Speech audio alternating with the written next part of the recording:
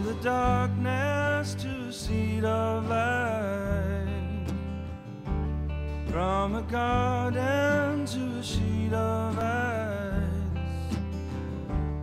We're here in probably what could be the nicest place that I've personally ever done an interview, here with the one, the only Ron Sexsmith. How you doing, Ron? Yeah, thanks. I'm doing well. I want to be very careful that I'm not flailing my arms around while we do this interview, because I don't want to break the Fabergé egg. Oh, is that what that is? I don't know. Yeah. All the shadows in the night, when I see them in the light, I don't feel so ill at ease. How do you feel being an artist in a sea of what seems to be disposable pop music? Well, that's a good question. I mean, I guess I'm just trying to hold down the fort. You know, the people that I admire, you know, they were sort of album artists. You know, and they, you know, they weren't always on the radio. You know, a lot of my heroes, I never really hear them on the radio. Sometimes I feel like I don't quite fit in. You know, which is maybe a cliche, but I feel that way. I feel like I'm on the service road. You know, and there's a party going on, and I'm not quite invited to it, you know.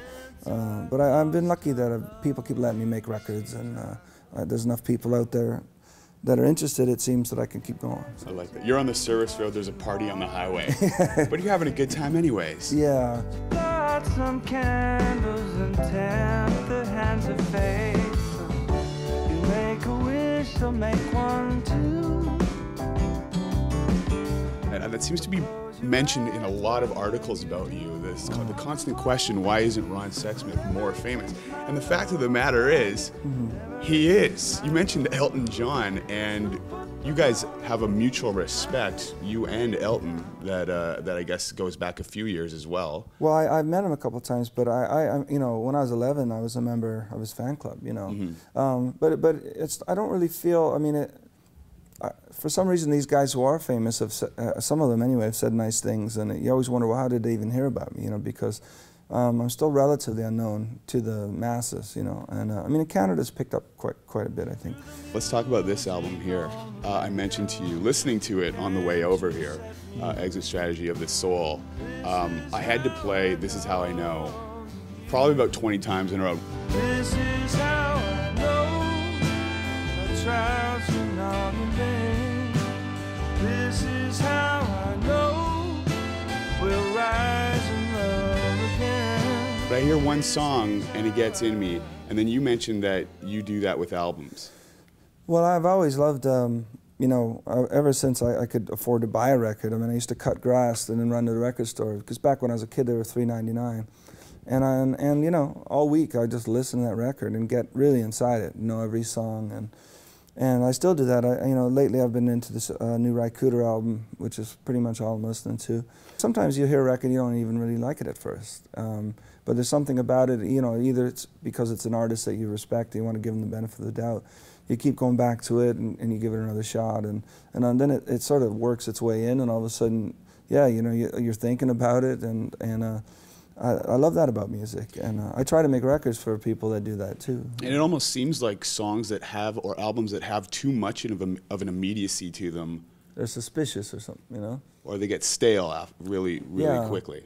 Well, yeah, like anything like that. Sometimes, like, you know, you buy a bag of chips or something, you're like, oh, this is great, and then you feel sick after or something like that, you know, because you're either, you know, it's just so tasty or something at first, you know. But I think all the stuff, you know, the good stuff you have to work for, you know. Some immediate records are not unlike stale chips. That's right. That's another matter. Brandy Alexander. You co-wrote a song called Brandy Alexander with the lovely Leslie Feist on this album. So I went and listened to your version. Okay. And then I had to go and seek out her version on her album, The Reminder. Them, yeah. Two completely different songs. Basically, yeah. It's great. I love Leslie Feist, you know, because like, she's one of those people, like, I mean, her music's great, and then she makes these amazing videos, you know, like I make the worst videos, but I love watching her videos. They're like magic, or they're like those old Hollywood musicals or something, all this dancing, And so it's been a real honor for her. Like, you know, she had covered a song on my Let It Die, and on this one, we, you know, the co-write. I'm hoping it's a tradition that carries on, you know, because I just think she's wonderful. I was reading a description of this album, and it was called Shadow Gospel. Shadow Gospel, yeah. What is Shadow Gospel? Well, I don't know if you ever do this, but I mean, I like, you know, sometimes when a record comes out, you know, actually, I was Googling my last record, and I saw, you know, all the stuff comes up, you know, and I saw someone had No, Ron, I've never Googled myself. It's never happened. That's how sad my life is. But I saw, you know, like all the stuff comes up, and I saw Shadow Gospel, and I'm like, oh, what's that? And it was like a Christian website or something, and this guy was recommending some of my older albums to people. You know, it's not gospel music, but it has sort of a spiritual element or whatever. But I just like the way that sounded, Shadow Gospel. But I don't know exactly what it means, except that it's like faith, music that has faith without, you know, dogma or whatever, guilt and things like that. So. Well, I'm pretty faithful that if you go out and purchase Exit Strategy of the Soul, you will love it, so go and buy it. Do it now. Thank you.